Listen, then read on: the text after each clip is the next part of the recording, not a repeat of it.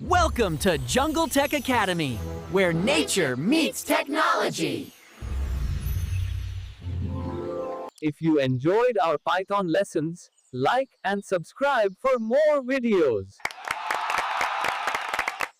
Today we will learn about variables in Python. A variable is like a basket. It can hold anything you put inside.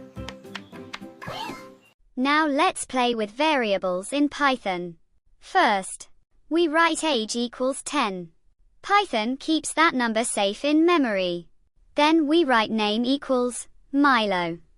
That's a string, just some text. When we type print name, Python shows us what's inside Milo. We can even mix them.